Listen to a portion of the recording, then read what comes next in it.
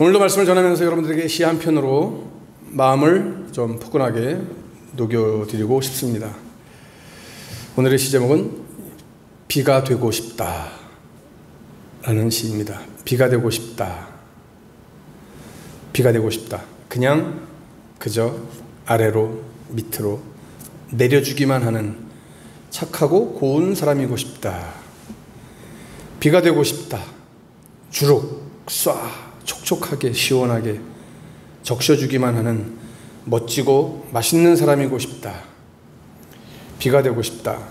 눈물로, 추억으로, 충만함으로, 치유함으로 자유를 키워주는 사랑 가득한 시인이고 싶다. 비 많이 내리는 날에 썼던 시입니다. 사람들마다 여러분 기도의 내용이 확연히 다른 것을 보게 됩니다. 좀 더 우리가 좀 자세하게 말씀을 드리면은 사람마다 소원이 있습니다. 또 원하는 그런 희망이 있습니다. 물론 우리 그리스도인의 기도의 중심은, 최고의 중심은 뭡니까?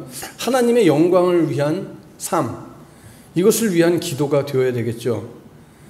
그것은 기본이지만, 그러나 우리 삶 속으로 이제 들어와서 볼 때 우리 삶 속에서 드리는 그 기도는 사람마다 정말 다 달라요.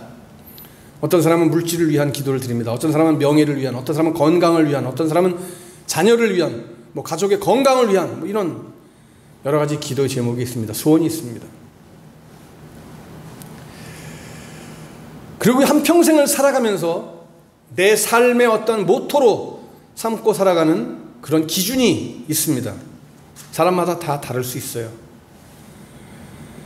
저는 성경 66권을 바라보면서 언제부턴가 성경 말씀 66권, 그리고 그리스도인의 삶, 인간의 삶 전체를 이제는 저는 어느 관점에서 놓고 보냐면은 사랑이라고 하는 관점에서 보기 시작했습니다. 하나님의 말씀도, 창세기부터 요한계시록까지 말씀도 사랑이라고 하는 관점을 가지고 봤습니다. 살아가는 삶의 방식도 사랑이라고 하는 기준을 놓고 거기에 맞춰서 살아가려고 애를 쓰고 노력을 합니다. 어떤 분이 저한테 그런 얘기를 합니다. 제가 하도 사랑 하니까 사랑의 하나님, 사랑의 하나님, 내가 말하는 사랑의 하나님은 공의를 무시한 사랑의 하나님이 아닙니다. 하도 사랑하니까 그래도 하나님은 공의의 하나님이시오 하면서 그 공의의 하나님 앞에서 우리는 정말 두려워하고, 두려울 줄 알아야 하고, 그 하나님을 제대로 바라봐야 하고. 맞습니다. 그분은 하나님을 공의의 하나님이라고 하는 것을 갖다가 가장 큰 것으로 놓고 사랑은 그 안에 이렇게 들어가는 것으로 이렇게 보았습니다. 저는 그렇게 보지 않습니다. 저는 사랑이라고 하는 큰 덩어리 안에 공의도 들어있는 것이고, 그 안에 아픔과 모든 눈물과 슬픔, 이 세상의 모든 삶이 그 사랑 안에 다 들어가 있다. 사랑 안에 하나님의 모든 뜻과 계획이 다 들어가 있다라고 보는 겁니다. 오늘 우리들의 삶 속에서 여러분 어떠한 소망과 어떠한 소원을 가지고 있습니까? 여러분은 뭐가 되고 싶습니까? 저는 끝까지 어느 순간이 나에게 다가온다 할지라도 나는 끝까지 사랑을 노래하고 사랑을 전하며 사랑을 외치고 살 겁니다. 하나님은 사랑의 하나님이시다. 하나님은 나를 사랑하신다. 하나님은 사랑 빼놓으면 시체다 라고 하는 것을 저는 언제고 외치고 또 외칠 겁니다. 좀 전에 말씀드렸듯이 그 사랑은 하나님의 공의, 정의를 무시한 사랑이 아니라고 하는 거 분명히 말씀을 드렸죠. 하나님의 그 사랑 안에 공의가 있습니다. 하나님의 그 사랑 안에 정의가 있습니다. 하나님의 그 사랑 안에 우리 인간의 아픔과 눈물이, 고통이, 우리의 삶이 다 들어있습니다. 그러게 오늘 이 말씀을 함께 나누면서 오늘 우리 안에 하나님의 사랑이 다시 한번 또 가득하게 촉촉하게 적셔지는 아주 아름답고 행복한 시간 되기를 주님의 이름으로 간절히 축복합니다. 여러분, 행복이 뭐라고 생각하세요? 내가 필요한 게 있을 때 달라고 할 수 있는 대상이, 상대가 있는 것이, 이것이 행복이에요. 필요한 것은 정말 많은데 나한테 그걸 사줄 사람이 없어. 나라도 좀 돈이 많아서 사면 괜찮은데 돈도 없어. 필요한 게 많은데, 갖고 싶은 게 있는데, 먹고 싶은 게 있는데 나한테 사줄 사람이 없어. 얼마나 불행한 거예요. 정말 불행한 거예요. 질병에 걸리거나 또 어떤 사고로 병원에 입원하는 사람들의 걱정을 들어보니까, 특히 어른들 병원에 입원해서 걱정하는 걸 들어보니까 자기 몸 걱정하는 게 아니라, 자기 다친 거 걱정하는 게 아니라 누구 걱정하겠어요? 예? 누구 걱정하겠어요? 집에 있는 애들 걱정하고 있어. 자기는 지금 다리가 부러져가지고 병원에 지금 깁스하고 있는데 집에 있는 새끼 걱정하고 있어. 내가 빨리 이거 낫지 않으면, 내가 빨리 회복하지 않으면, 내가 빨리 퇴원하지 않으면 우리 애들이 불쌍하다, 이렇게 생각을 해요. 언젠가 슈퍼 앞을 이렇게 지나가는데 슬러시 기계가 딱 있는데, 그 슬러시 기계 앞에서 엄마랑 꼬마가, 이제 엄마가 아이에게 이제 슬러시를 하나 빼줘서 이렇게 사줬어요. 맛있게 먹어요. 근데 그 옆에 비슷한 나이 또래 한 아이가 그 슬러시 먹는 모습을 이렇게 보면서 정말 부러운 모습으로 먹고 싶다라고 하는 표정을 가지고, 나도 먹고 싶다 이런 표정으로 그걸 쳐다보고 있어요, 먹는 거를.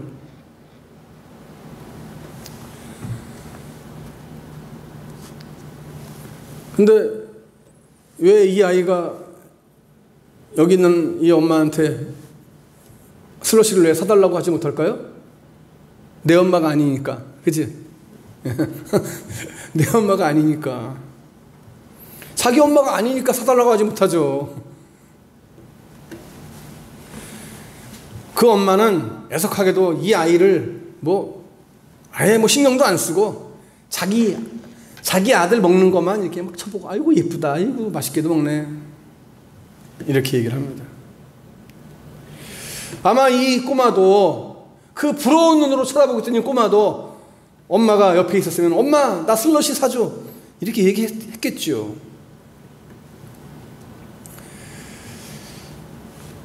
여러분, 기도가 뭐예요? 한마디로 쉽게 얘기하면 기도는 하나님께 사달라고 구하는 게 기도예요. 쉽게 말하면, 슬러시 먹고 싶어서 엄마 나 슬러시 사줘, 사달라고 구하는 게 기도예요. 오늘 이 말씀은 기도에 대한 말씀인데, 오늘 두 가지만 말씀을 드리고 싶어요. 기도하는 데 있어서 기도하는 사람의 자격이 있느냐, 그리고 그 기도의 내용이 뭐냐. 오늘 기도의 자격과 이 내용에 대해서 간단하게 말씀을 핵심적으로 살피고 오늘 마치려고 해요. 누가 기도할 수 있냐? 누가 기도할 수 있냐?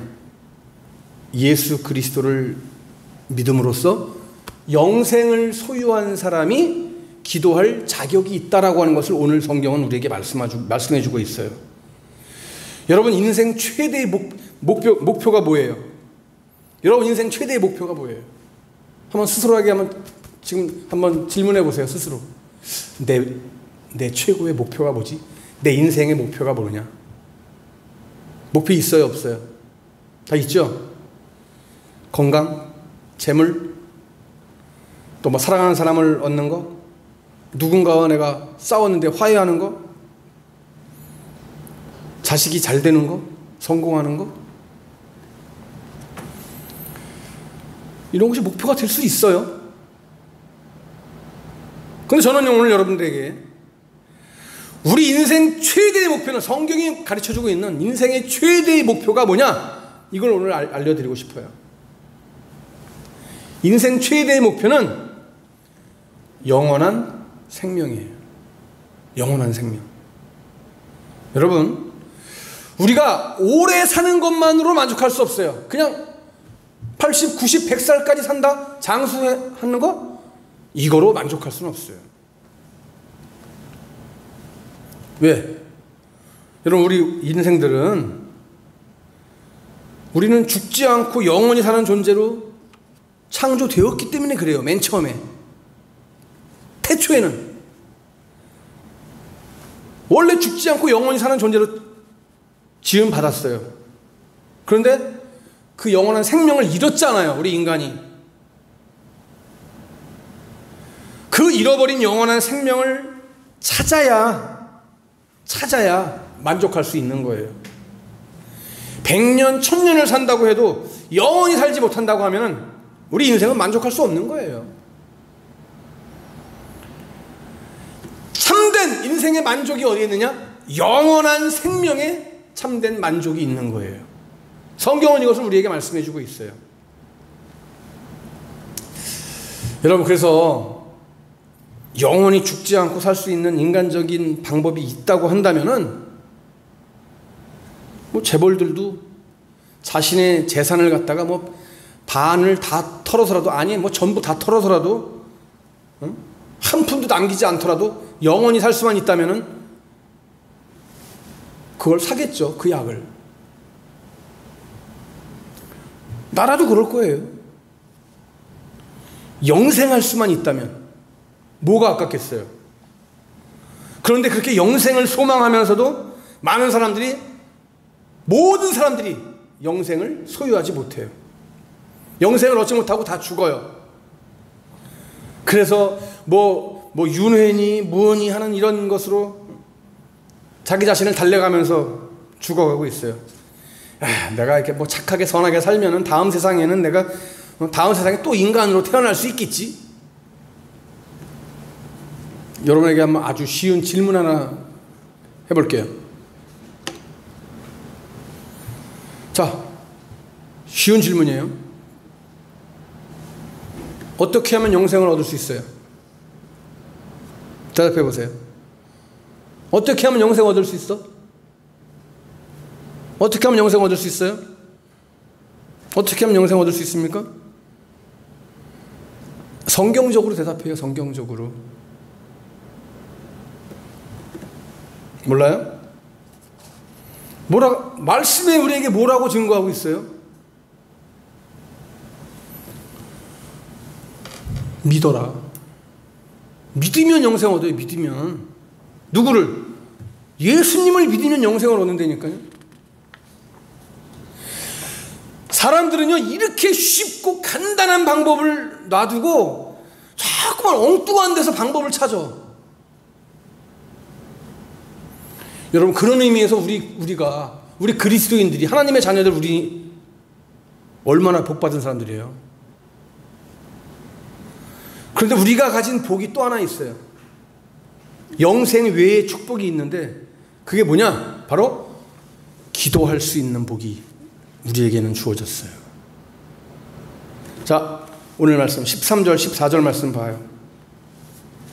13절 14절 말씀 보시면, 내가 하나님의 아들의 이름을 믿는 너희에게 이것을 쓰는 것은 너희로 하여금 너희에게 영생이 있음을 알게 하려 함이라. 그를 향하여, 다 같이 읽어요. 우리가 가진 바 담대함이 이것이니 그의 뜻대로 무엇을 구하면 들으심이라. 아멘. 자, 우리는 이런 복을 받았단 말이에요. 영생 외에도 지금 이 생에서 기도할 수 있는 복을 주셨어요. 그 기도가 어떤 특권이 있어요? 구하면 다 주신대요. 여러분, 아무나 기도할 수 있는 거 아니에요.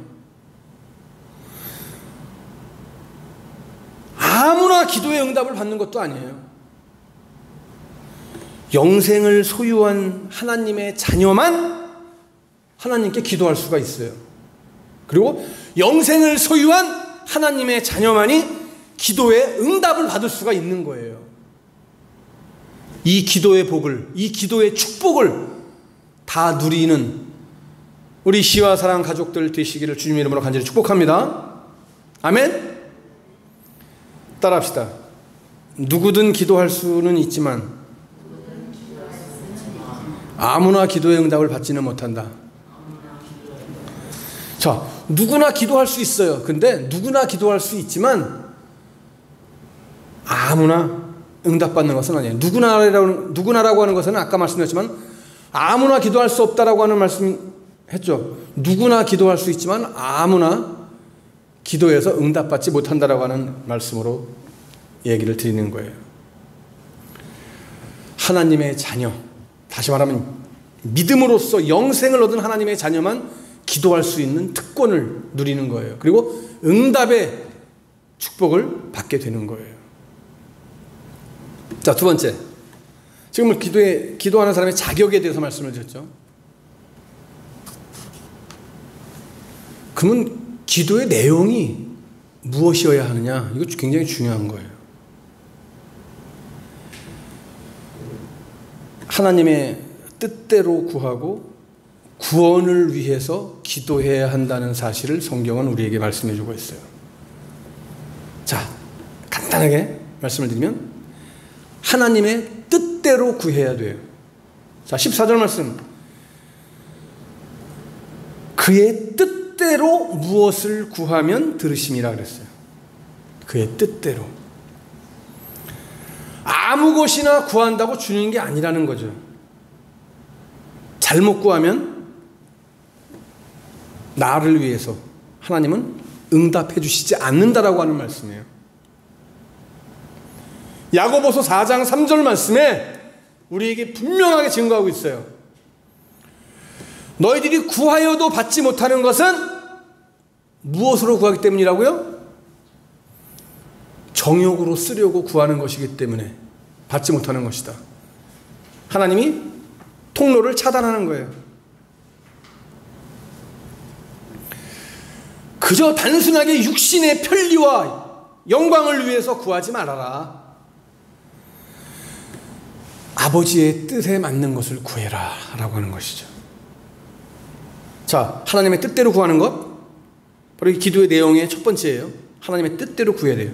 두 번째는 뭘 위해서 기도해야 돼요? 구원을 위해서 기도해야 돼요. 구원을 위해서. 자, 16절 말씀이죠. 16절 말씀이에요. 누구든지 형제가 사망에 이르지 아니하는 죄 범하는 것을 보거든 구하라 그랬어요. 공동번역 성경에 보니까 공동번역 성경은 이렇게 기록하고 있어요. 어떤 사람이 자기 형제가 죄 짓는 것을 볼 때 그것이 죽을 죄가 아니라면 하느님께 구하시오, 간구하시오. 그러면 하느님께서 그 죄인을 살려주실 것이요. 이렇게 공동번역 성경은 기록하고 있어요. 여러분, 여기서 구하라라고 하는 것은 구해내라가 아니에요. 구해내라가 아니라 뭐예요? 기도하라고 하는 거예요. 기도하라고 하는 거예요. 뭘 위해서? 생명의 구원을 위해서 기도하라는 거예요. 그렇기 때문에 여러분, 사실 주님의 뜻에 꼭 맞는 기도, 하나님의 뜻에 꼭 맞는 기도가 뭐냐라고 할 때 한마디로 말하면은 불신자들을 위한 기도가 하나님의 뜻에 꼭 맞는 가장 아름다운, 가장 복된 기도예요. 나를 위해서, 자식을 위해서 주시고 그거는 다 헛것은 아니에요. 헛것은 아닌데 다 곁다리예요. 그런 건 하나님이 보실 때 가장 중요하게, 소중하게 보시는 게 뭐라고요? 불신자들을 위한 기도, 하나님을 믿지 않는 사람들을 위해서, 그들의 생명을 위해서 기도하는 것, 이것이 가장 중요하다는 거예요. 어떤 사람은 그런 얘기를 해요. 아무리 전도를 해도 그 사람은 콧방귀도 안 껴요. 올 생각도 안 해요. 신경 쓰지 마요. 신경 쓸 필요 없어요.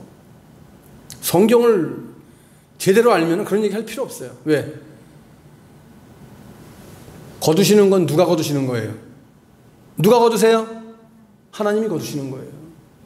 우리는 열심히 씨를 뿌리고 열심히 씨를 뿌리면 돼요. 뿌리고 기도하면 돼요. 복음을 전하고 기도하면 돼요. 뭐 당장 교회 안 나온다고 실망하지 마세요. 선택은 물론 복음을 듣는 그 사람의 몫이겠지만 우리가 씨를 뿌리고 기도할 때 성령님께서 역사하셔서 열매도 맺게 해주시는 거예요. 절대 실망할 필요 없어요. 어떤 사람은 나한테 그래요. 네가 그렇게 수도원 가서 얼마나 많은 사람들이 지금 니네 교회 나오고 있냐라고 얘기를 해요.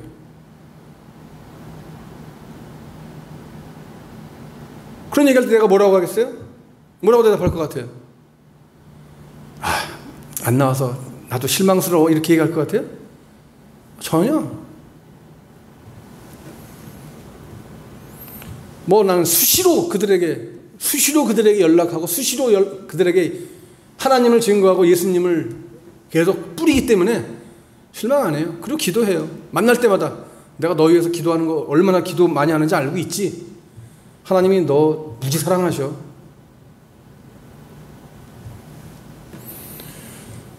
사랑한다고 하는데 축복하신다고 하는데 싫어하는 인간들은 없더라고요. 보니까 저주하고 욕하고 그래야 싫어하지, 사랑한다고 그러고 좋아한다고 그러고 너에게 축복이 있을 것이다, 사랑하고 축복한다 이렇게 말해주는데 싫어하는 사람 하나도 없어. 다 좋아해요. 복음의 씨앗을 뿌려야 돼. 기도하는 그 기도, 불신자를 위해서 기도, 하나님 믿지 않는 친구들을 위해서 기도해야 돼요. 하나님 편에서는 이것보다 더 급한 일이 없는 거예요. 아직 죽지 않았을 때 생명을 건져내야 된단 말이에요. 죽으면 이미 땡이야. 여러분, 그렇기 때문에 죄 짓고 악한 길에 빠져 있다고 포기하고 돌아서면 안 되는 거예요. 그들 모두가 다 구원을 받아야 될 사람들이란 말이에요.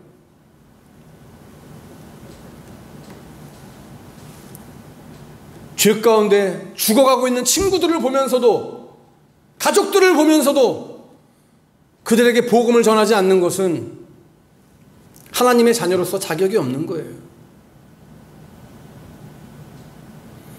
우리는 끝까지 그들에게 하나님을 전해야 하고 예수님을 전해야 되는 거예요. 복음을 전해야 되는 거예요. 기도해야 되는 거예요. 나나 구원받은 것으로 만족하고 끝나면 안 되는 거예요. 그리고 더 중요한 것은 열매가 당장 나타나지 않는다고 실망하고 좌절할 필요가 없단 말이에요.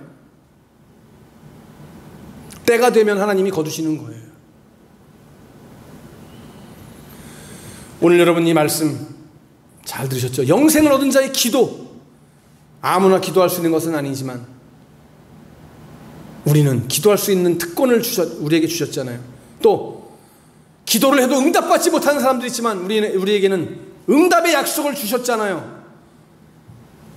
오늘 이 말씀 붙잡고 그 무엇보다도 죽어가는 생명을 위하여 뜨겁게 기도하고 나아갈 수 있는 사랑하는 우리 시와 사랑의 가족들 다 되시기를 주님의 이름으로 간절히 축복합니다.